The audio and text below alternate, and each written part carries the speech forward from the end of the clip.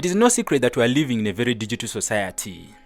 Over the decades, the internet has become a necessary tool in most people's lives, using it to communicate, to attend to work, study, among other things. According to the World Internet Statistics of December 2018, 41% of Uganda's population was using the internet. All this connectivity can help forge bonds and increase family interaction. But often, we walk a fine line when allowing technology to invade our lives. Creating a strong child-parent bond has never been more important, and yet it has proved very difficult in the digital age. The big question is, how has social media and the internet affected modern-day parenting? Social media has emerged in the last 20 years. The children that we do have now, my second-born son was born in 2000. And this is the internet generation. So they have come of age, actually. These are the first year in college. So we have a chance to look back. What has happened to them? I see a distracted generation. And I think we can point at some of the things that we can see in terms of impact in education, in terms of impact on relationship dynamics between parents, in terms of some of the abstract observation that I've made when I do go in a restaurant.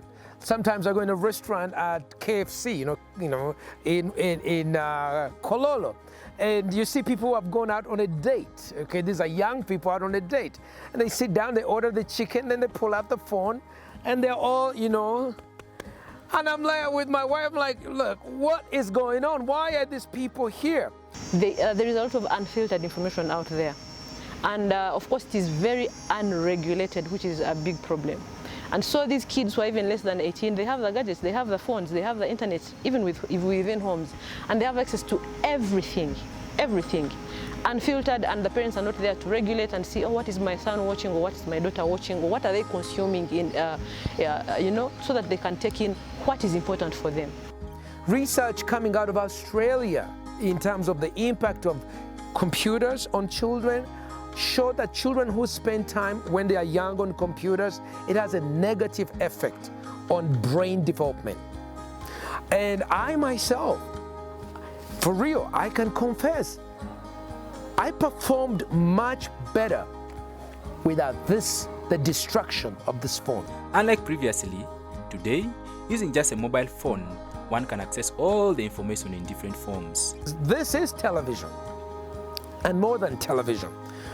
Most parents of Uganda are just getting online. But in coming on board, they're coming on TV, radio, internet, Facebook, all at once. Family has always been the backbone of the African society. However, the world has changed, and so have the rules. Technology, mobile applications, and social media platforms change almost daily. This can make it difficult for parents to cope up with the ever-changing trends. We don't have training. When you don't have training, you have poor skills. You don't have regulation. When you don't have regulations, you don't have media guidelines. Regulation should have been a long time ago. If we had already looked into the future, that should have been right from the onset of the use of social media in this country. But we're already late, and the damage sometimes is already done. But we can still correct some things, and well, they are not too late. They can still put in policies, regulations, to regulate information on social media.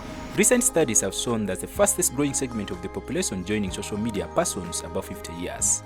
How best can they and even younger parents adapt to parenting in the social media era? They should have a control of what they view. Parents should monitor their children when it comes to social media.